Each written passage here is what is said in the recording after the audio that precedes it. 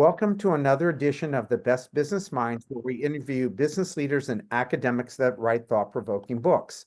I'm Marc Kramer, a serial entrepreneur who consults with family businesses and entrepreneurs.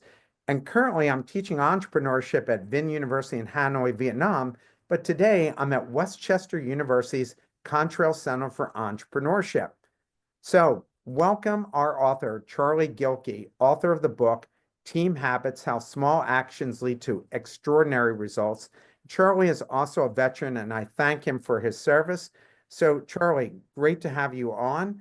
And what I'd like to do is start off with you telling us a little bit about yourself, about how you got to where you're at right now. First off, thanks so much for having me, Mark. Everyone who joined us live, it's great to see you. So thanks for joining us as well.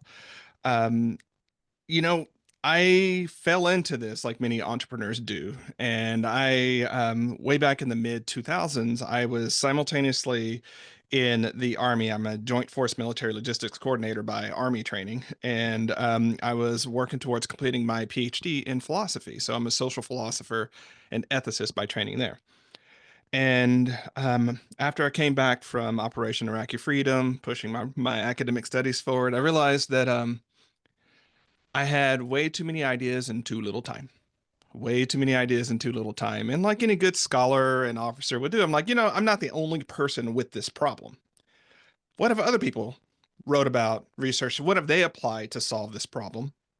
And so I started reading the greats of the time, the Seven Habits, Getting Things Done, some of the books that you all will be familiar with. And what I noticed was that I was doing so much translating of what I had done in the military and what I had done on academia into the work to make it make sense. And I realized, Mark, that so many of our struggles are in this messy middle of projects, right?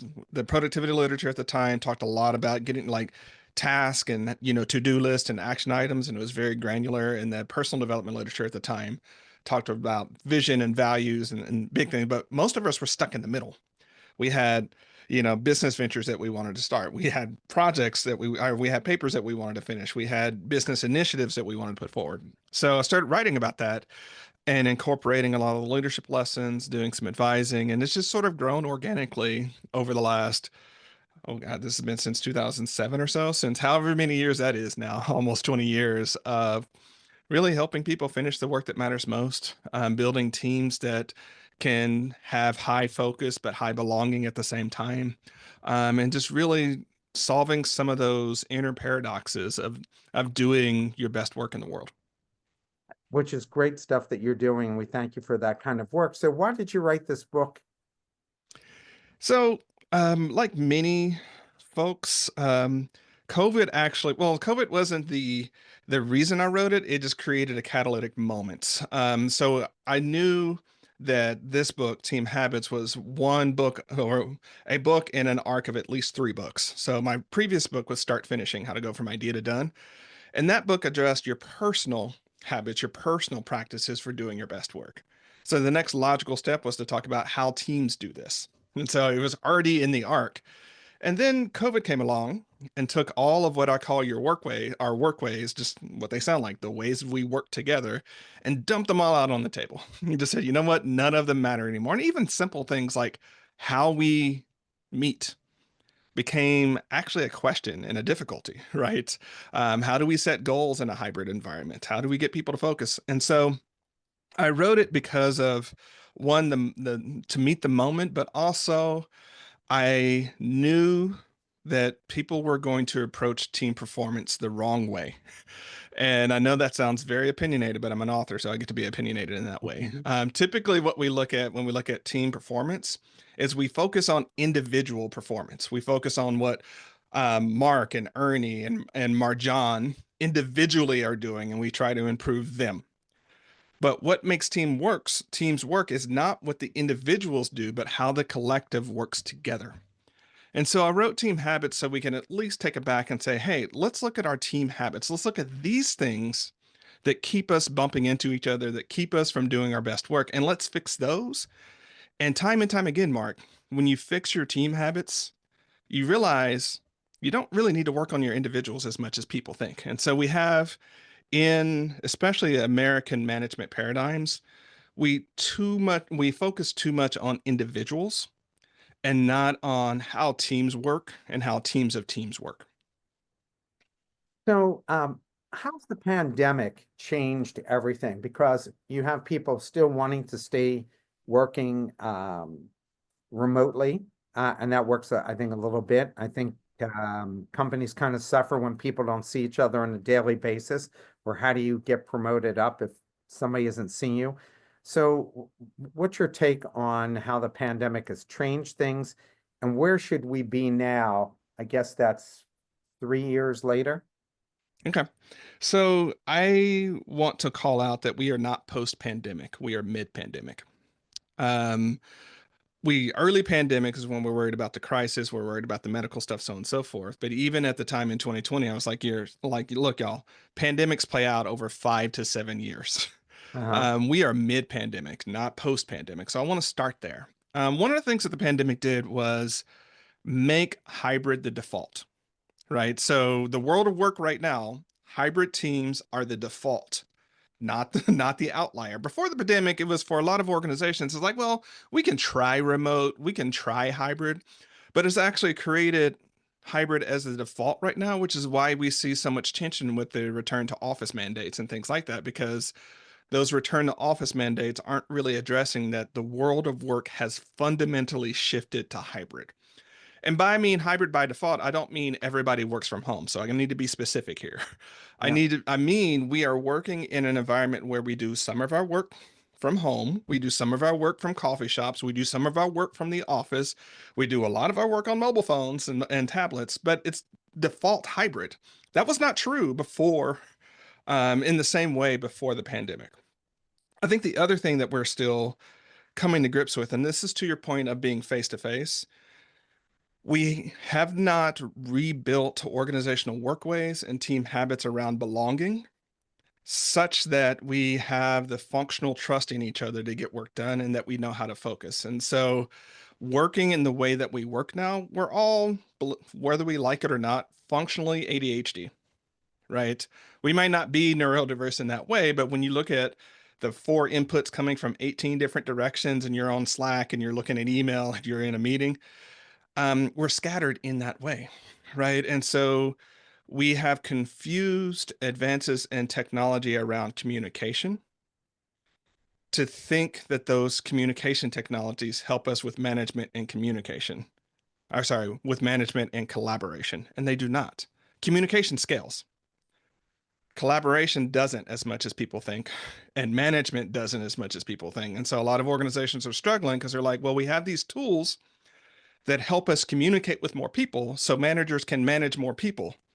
No, that hasn't changed. It's hard to maintain the personal effective relationships with, 17 people. Like I was talking to a prospect a couple weeks ago, and I was like, how many direct reports do you have? And she was like, 22.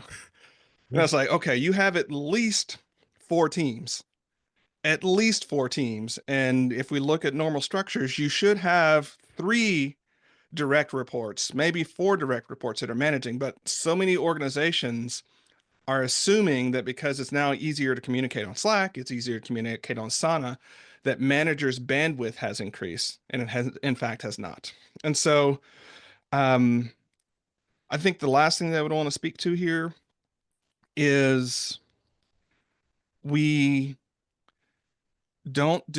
we never have, but we are struggling with prioritization in a way that we have not before, because some of those coffee chats, some of those pop into the office, what are you working on? Like managers checking on you, that has disappeared.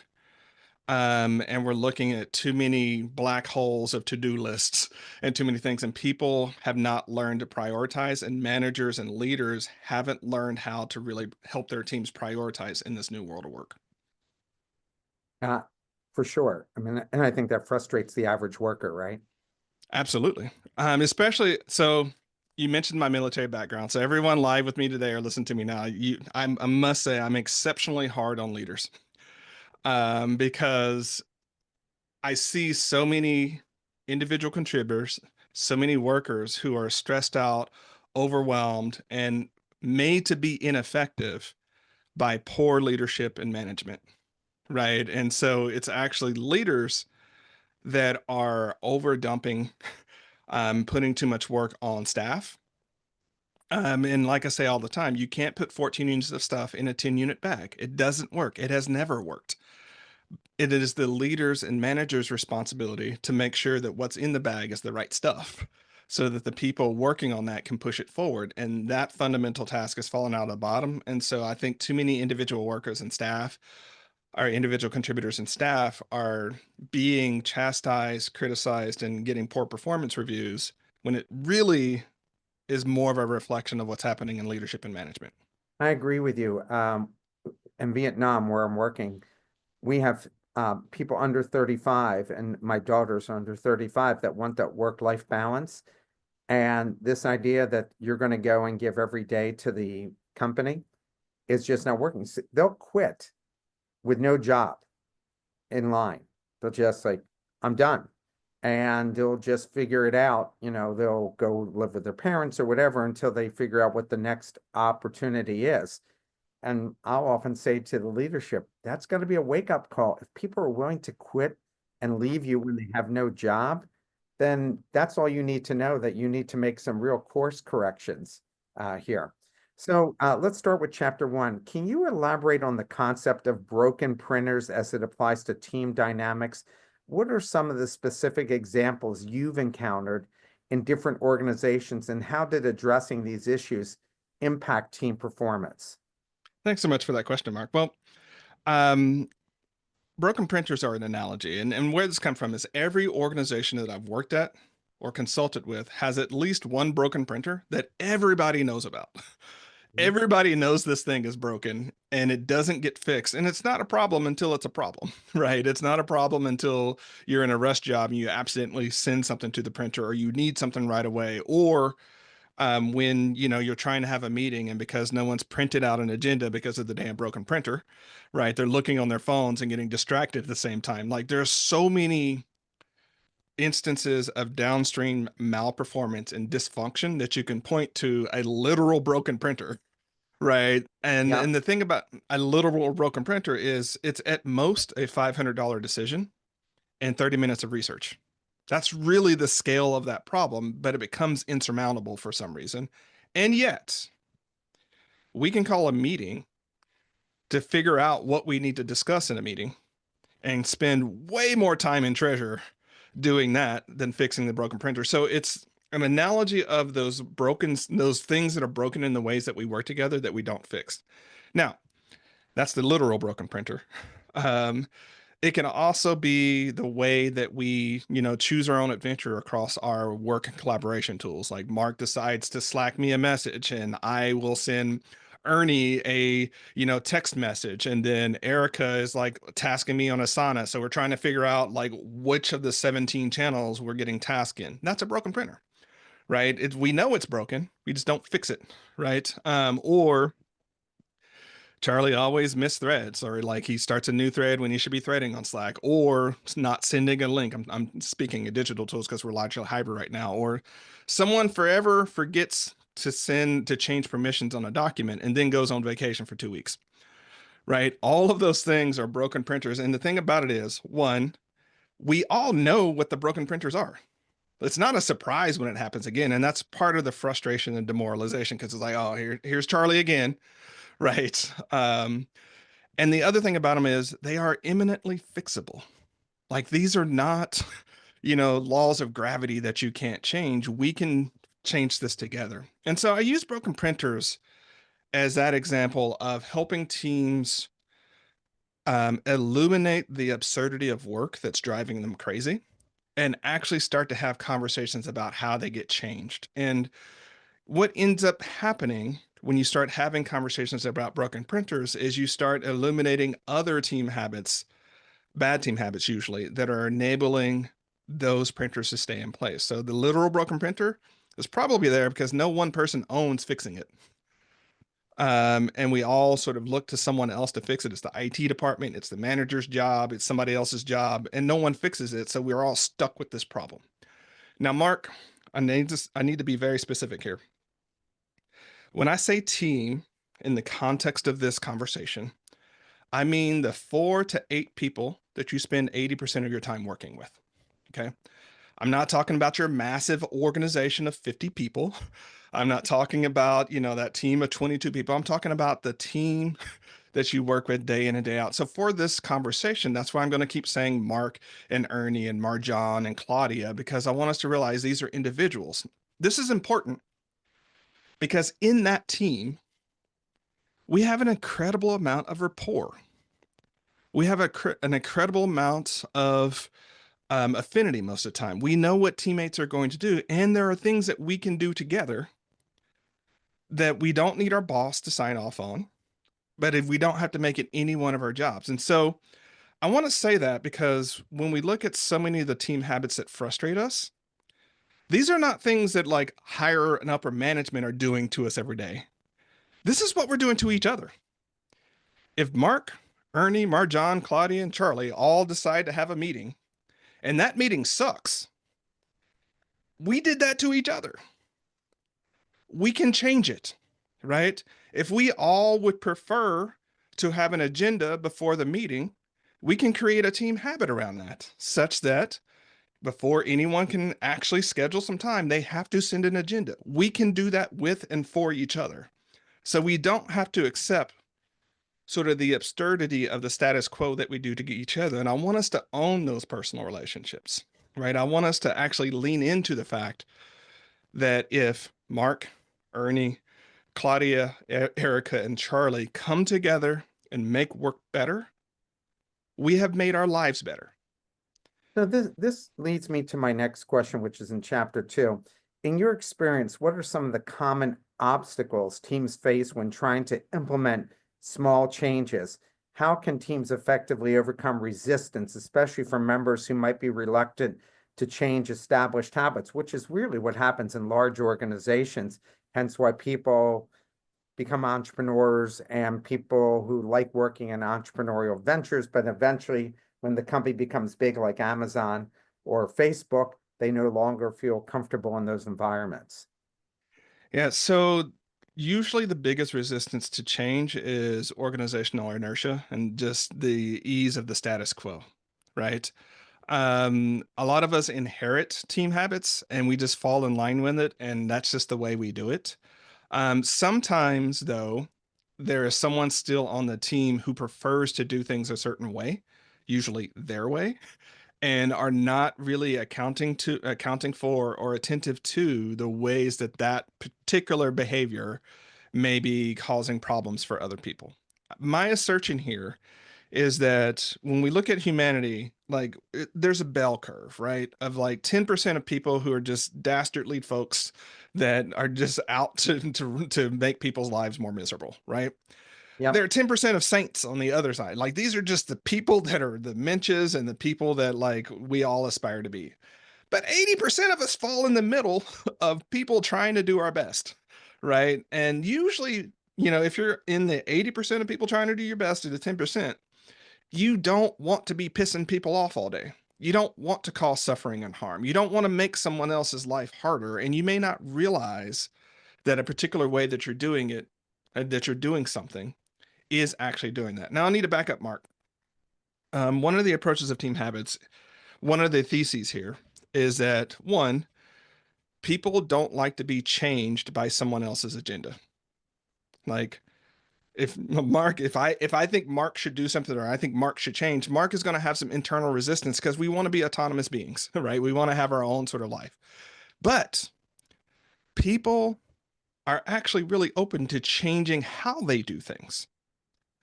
We're open to changing some of our teammates and trying it, especially if it makes our lives better.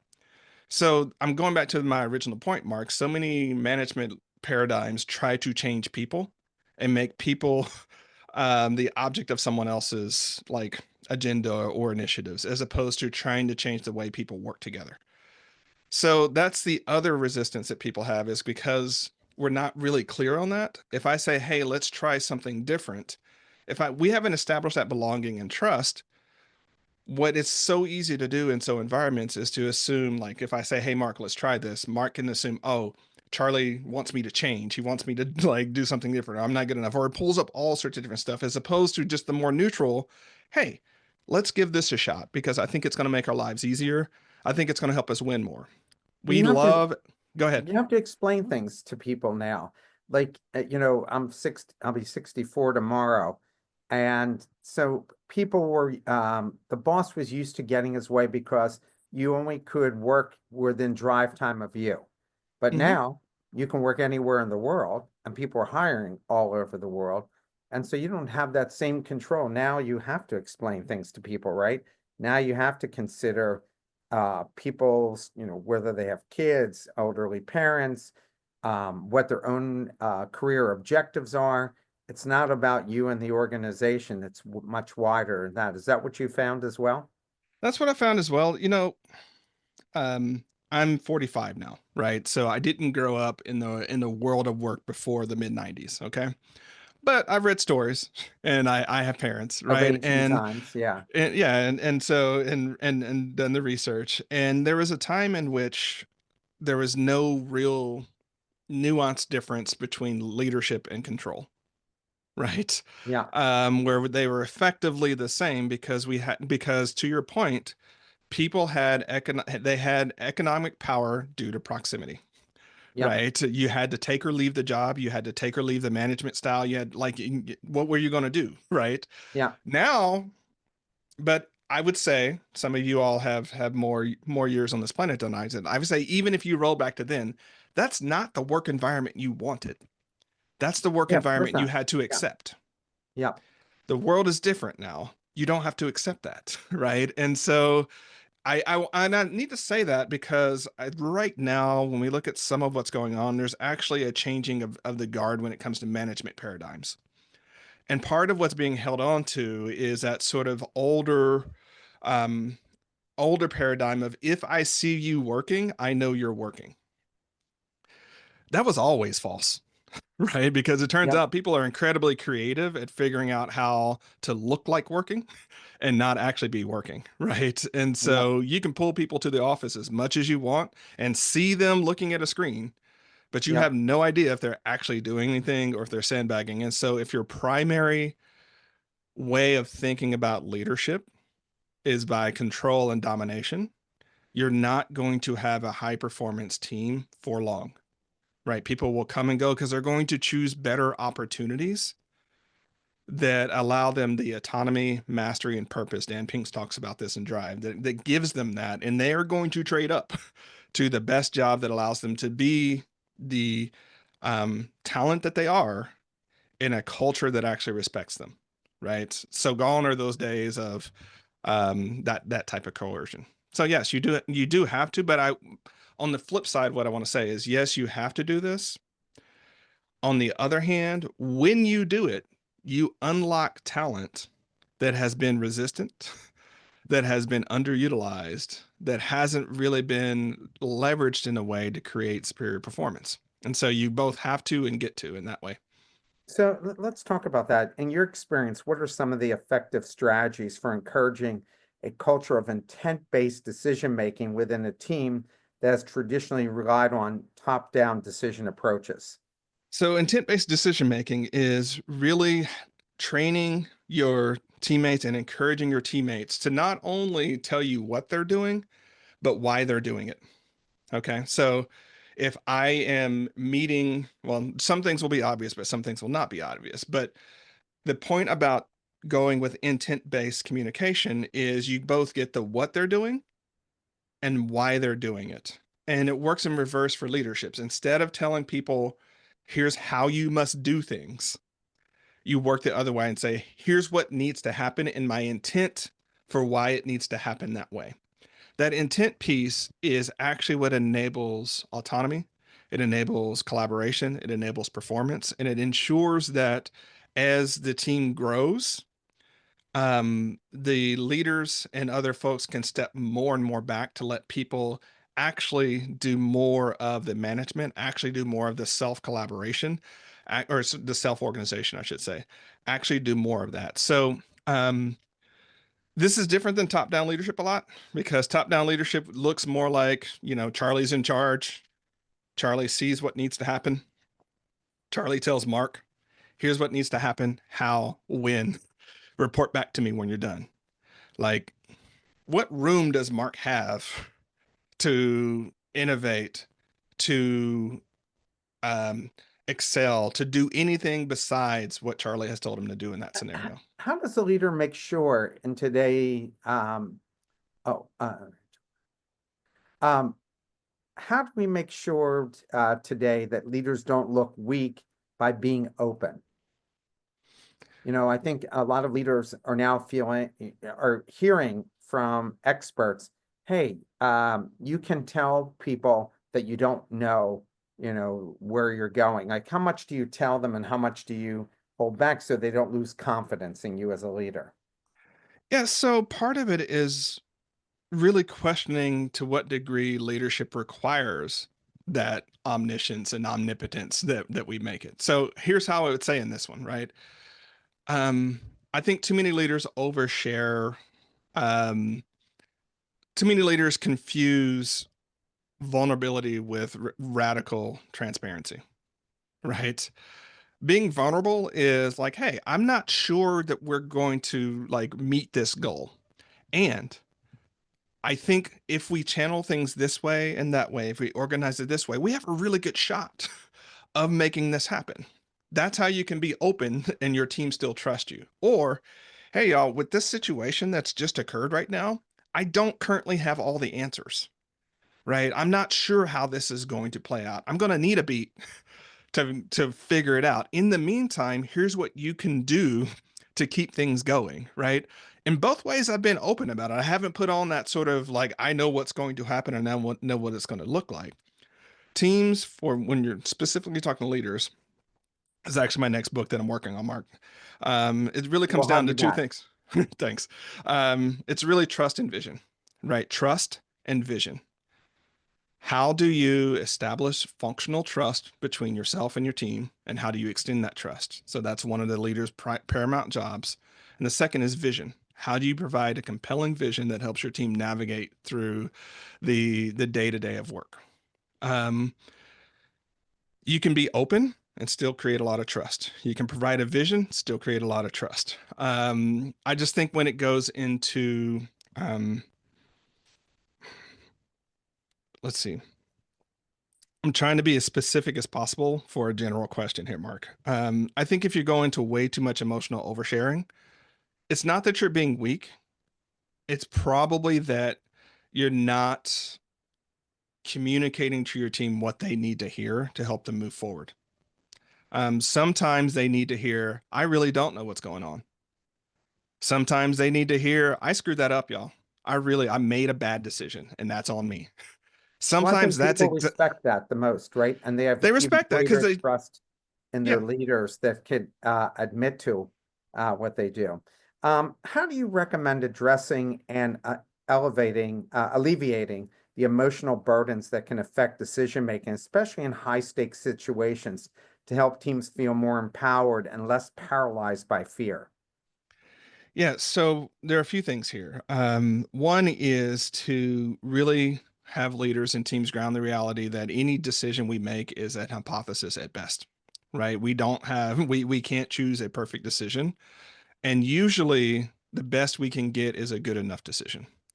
The second thing is that understanding that many decisions are not nearly as high stakes as they think they are, right? There are some. If you're in any of the law enforcement communities, if you're in the military, if you're an engineer building bridges, like there are some jobs that actually really are high stakes. Because if you screw up, it costs time, treasure, and lives. Most of our jobs, thankfully, are not like that, right? The TPS report that you're stressing out on being perfect, you can have a redo, right? You could admit that. And I actually want teams and organizations to allow people to make more mistakes on the front side. So by the time it hits production, like it's all worked out because we can call each other out and call each other into getting things better. I think the other thing is that, well, first is most things are not high stakes. Second thing is most decisions can be changed downstream. Third is we can always de-scope the scale of a decision to make it something that we can try. So instead of committing, for instance, I'll speak entrepreneurship language here. Instead of committing all of your resources behind an initiative, hoping that it works out, you could do micro tests, right, and smaller engagements and spend a smaller amount to sort of do the bullets before cannonballs approach that. Oh, who talks about it? Collins talks about, right? So that's what I would say in that situation. If you think you have a high stakes decision, pause. Is it really the culture of perfectionism that's got you in play? Two, is there a way that you can bring the stakes of decision down? Three, to what degree is any decision reversible or you can change your mind? And four, can you do smaller tests and try things out before it goes into a much larger model? And I think as it relates to team habits, Mark, we know that if we change one thing in a team, it's going to have downstream effects, right? If we change the way our meetings work, it might change the way that we communicate, so on and so forth. And so many people pause on making the next best change because they're concerned about what other ripples will happen downstream. Um, but change that's going to happen one way or the other. I'm going to have us come back and say, you know what? Better is better. And I know that sounds like a tautology, but if we make our work 1% better and trust that we can figure out what unfolds from it, and we do that every day over the course of a year, over the course of 2 years, that's a phenomenal change. And so I just don't want people to get stuck in this idea, this decision paradigm that like you have to make the one right decision that solves all the things, because that does not exist. Well, that's like I write a lot of business plans and I tell the clients 50% of this plan is wrong. We just don't know what that is. Precisely. Uh, so you mentioned the importance of converting push goals into pull goals.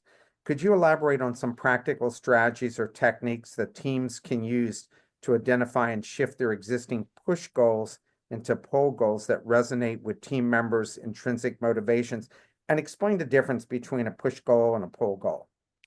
So a push goal is typically a corporate or institutional goal that solves some objective. So it might be, make $1 million in this thing or make a certain amount of money or get a certain amount of customers. Like those, a lot of times for people doing the work are push goals. They're coming from someone outside of your team, someone outside of you pushing you to do a certain thing. um, how you convert push goals to pull goals. Pull goals are goals that pull you towards them because it aligns with people's motivations, their goals, their values, right? And so I'll pause and say this, like consider whatever your favorite dessert is. Everyone listening to this, what's your favorite dessert? So I'm just going to say ice cream for me. It turns out I don't need an accountability system or a management system to eat ice cream. I just don't. I actually need that to not eat too much ice cream, right? I need some breaks and governors for that, right? Because in that way, ice cream pulls me towards it, right? Um, when we look at our values and when we look at things like that, they pull us towards them. So if you've got a team, I'll try to make this precise or more concrete here. Let's say you've got a customer service team and your goal is something like to increase or to decrease the amount of time that it takes to respond to a customer, right? That can sound like a very push goal, like they're being forced to move faster. But you might have people on that team who actually do love taking good care of customers. And that goal can just with a little bit of nuance or a little bit of contextualization can be actually this is about ensuring that customers get our product, get the support they need to do what we're here to help them to do. And you love taking care of people, right? That's actually what lights you up about this. And so this goal here actually ties to this thing that you super care about. And sometimes all it takes is a leader talking for another minute or another 90 seconds to give any push goal some contextualization for their team to get it and be like, oh, that is my ice cream. That's what I want to do. Okay. Now that I want to do that, I promise you, because I do this work every day, shift managing people, leading people when they already want to do the thing that you're leading them to do is so much easier than trying to manage and lead and coerce people who don't want to do the thing that you're trying to get them to do. It's a fundamental shift in the conversation. So just know your team. Whenever you see what feels like a push goal, what seems like they're being pushed and like coerced into doing something, take a beat and say, for my team in general, or for individuals on my team. So I might go back to Ernie and say, hey, I know that Ernie actually really loves solving customer problems. Like that's his jam. This goal's tied to that. The way it's written may not make that super clear. So when I'm talking about these goals, I'm going to talk to Ernie and say, hey, Ernie, you're going to see this goal, but let's talk about what this means for you. Let's talk about how this actually applies to your situation. And here's where, Mark, I need to remind us all, we're talking about the 4 to 8 people that you work with day in and day out, because the critique that I get about team habits, Mark, is like, well, this won't scale. You can't do this with 25,000 people. Duh. No, it won't scale, but teams are not 25,000 people. I, It's me, Ernie, Mark, yeah, Claudia, and Erica. yeah, I agree. When people say, I'm overseeing 200 people, no, you're not. You're overseeing the 3 or 4 closest people to you, and then and it goes down the line. And if you're an open-minded leader, then that translates to the rest of the company as well. We have a question from the audience. With a population that's physically separate, how do you suggest enhancing synergistic communication within the team? So we have to think of separate as both separate in time and separate in space. So I want to assume that we're talking about separate in time and we're talking about async communication and not just people who are in the same time zone but not in the same space, because those are different contexts, right? Part of it is um, in your team, in the way that I'm talking about, actually having a conversation, I dare say a meeting, where we actually talk about some of our team communication habits, and how we link together, what's working, what's not working. But more importantly, in those conversations for leaders, try to step back and get the team talking to each other about what they need to do. So, Mark, Ernie, you two work on this project together. What's working for you? What's not working for you? What would make this more synergistic? How do you two align over your times? Like what might be some solutions? And notice, if I'm Ernie and Mark's leader, I'm not the person providing the solution.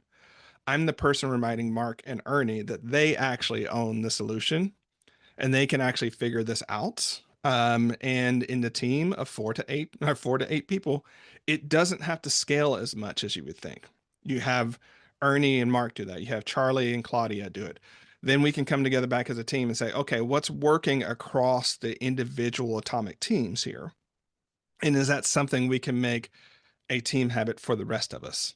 Right? What works, what doesn't work, and let's come together. And the thing about team habits that's different than a personal habit, Mark, is that a team habit is either an implicit or explicit conscious agreement with each other about the way we do things, right? We have a lot of implicit team habits that we're just like, I don't know, we just do it. We don't talk about it. I'm wanting us to talk about those team habits and say, hey, here's how we're going to have our meetings together. Here's how we're going to task each other together. Here's how we're going to decide when we meet together, and harness the power of the team more so than just the brilliance or institutional power of the leader. So This leads whoever answered the question, I hope that helps. Yeah, and I thought it was a good answer, but this leads into my next question. In your experience, how can teams effectively foster a culture that normalizes the voice of no, which I really hate, without stifling creativity and enthusiasm during the planning phases, which is the reason I hate the no, because it kills it off before. So how do you deal with that? So the voice of no in the book is the person on the team who's responsible to either ask questions about the reality or the feasibility of a plan, to point out that maybe we don't have the resources to do that, to point out that maybe we already have some priorities right now. The voice of no is one of the most difficult positions to have in especially entrepreneurial teams, especially if entrepreneurial teams that has the founder in them, because founders and visionaries, to Mark's point, hate to be told no and that something's not possible and that we don't have the resources for it.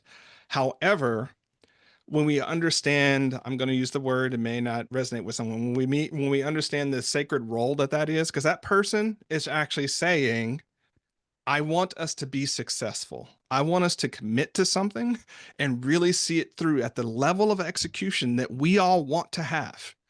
I don't want us to be spread so thin that we're mediocre at all the things, right? I want us to win. And so I'm asking the question of how do we focus our resources so that we win bigger, and fewer things versus spread ourselves out over more things. And that, when we look at the voice of no saying, no, we can't do that, versus them saying, we are already doing things that we want to do at a high level and we are compromising that, I think we might have more appreciation for that. And I also think and encourage that people rotate this responsibility across the team so that you understand how that feels to be that person, but you also understand how to think about the scenarios in a way such that you can help guide the team to be the best that they can be by focusing on the essential and the important things and not getting so distracted by bright, shiny objects. Balancing clarity and brevity. How do you recommend balancing the need for brevity and communication with the potential necessity for detailed explanations? Because I think a lot of people complain like, oh, yes, you told me it, but you didn't tell me enough for me to really understand where we're going here or what your expectation is. They almost expect like a rubric, especially younger people when they enter the workforce. Yeah, I'm going to push back against that. So, what I see happen a lot is there's a lot of over communication on the process and the how, and a lot of under communication on the intent and the why. Uh-huh. Right. And so, a leader will be like, I told you exactly how to do this and step by step what to do and like when it needed to be done. But all the way along the way, they didn't say why it was important and what Yeah, I the agree. actual outcome was. Right. And Yeah. so the more you focus, this is not in the book, this is in the next book, but I call it the COPP. So the COP: context, outcome, parameters, and priority. That is the leader's job, to give just enough context so that they know what they're doing, to specify the outcome, not the process, the outcome that they want to happen, to give whatever parameters they need to define the fence that people can play in, and give them an idea of where it sits in the priority stack. You can do that in 10 sentences. You can do that in a 5 sentence email. You can do that super briefly. Now, if you get into here's how you do it and make sure you do this and here's the how and here's the project plan and you go that route, then you're going to go there. And the more you choose to do that, the more you pattern that's what your team should expect for you. Now, you can do that in a way that's just training and helping people learn that, but you need to be clear about that. Like, I'm doing this because I'm showing you what's expected of you when you own this position, when you own this responsibility. This is not my job, actually. This is your job. I'm just giving you some example and some guardrails. And at a certain point, I'm going to stop doing this. So you need to learn this in this period of time. But we don't communicate that when new teammates come on. And by the time they're 3 months into it, by the time they're 6 months into it, they are expecting us to create all those plans, to create all those details, to do all that, because that's what we've been doing the whole time without the context.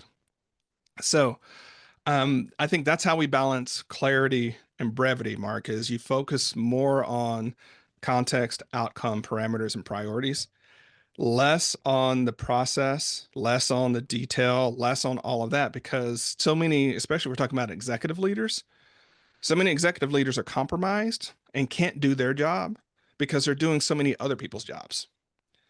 And that's their fault, right? It really is at the end of the day. So, But some um, of them are micromanagers, right? that's their Yeah. choice, I right? mean, That's why I say even it's their fault.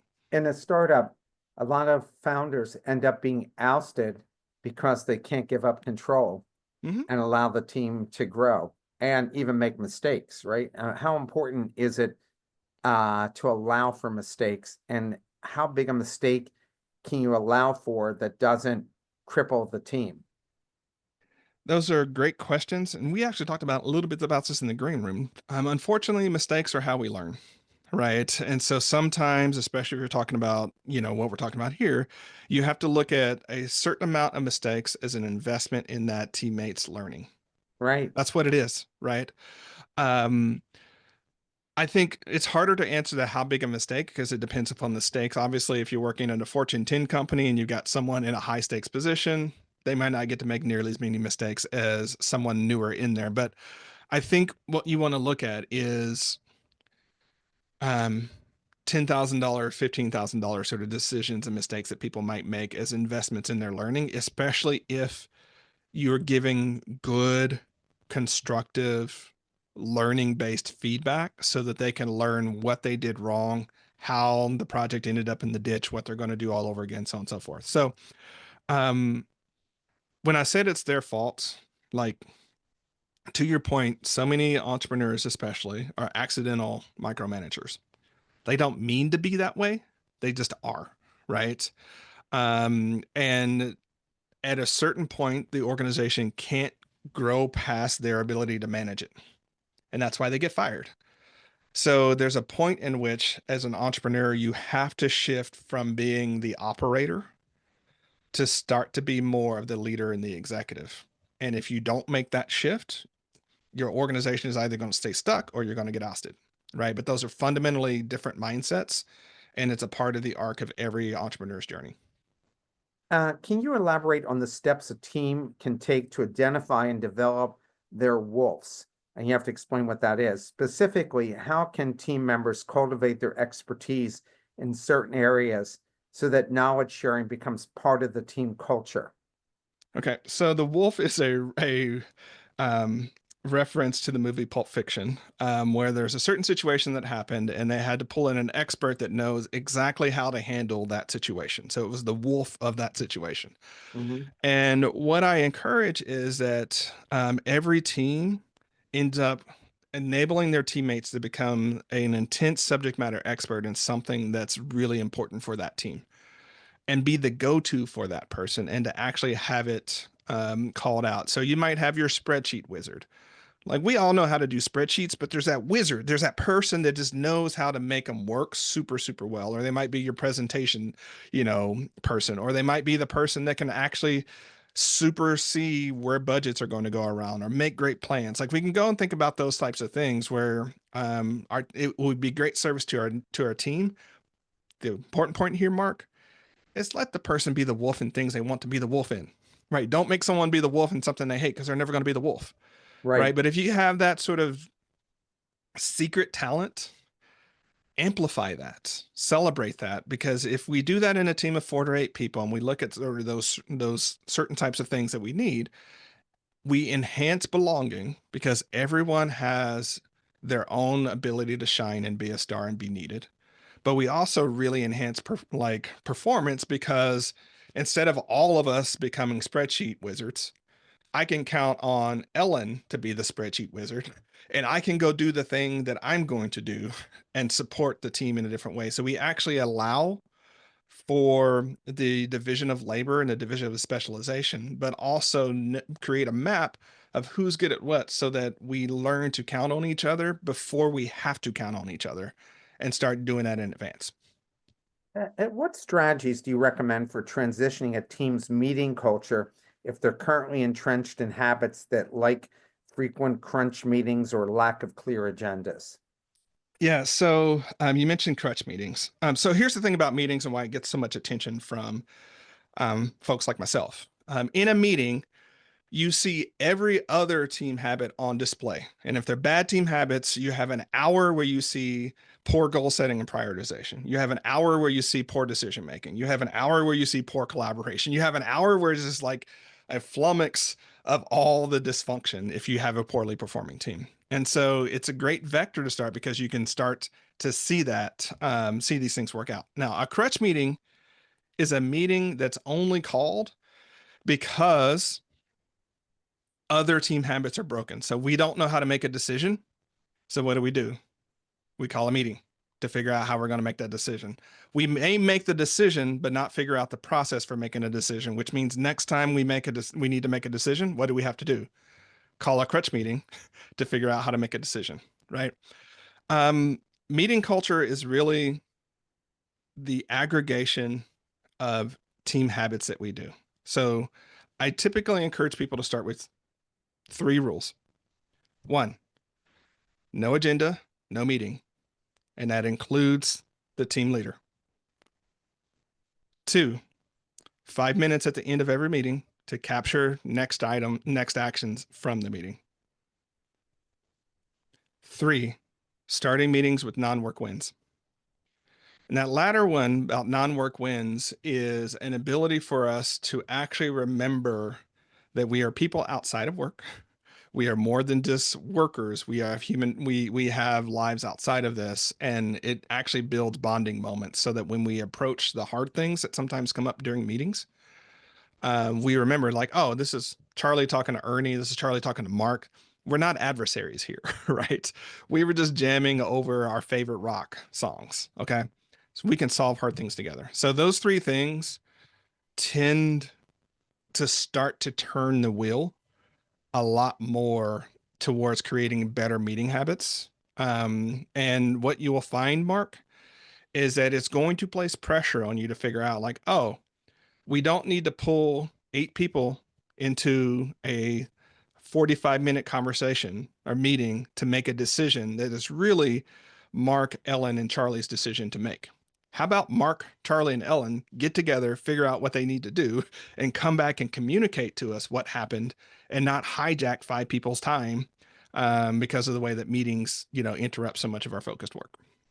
This is a question from the audience. In a fast-paced and often uncertain business environment, how can leaders cultivate a culture of psychological safety while also driving high performance and accountability within their teams?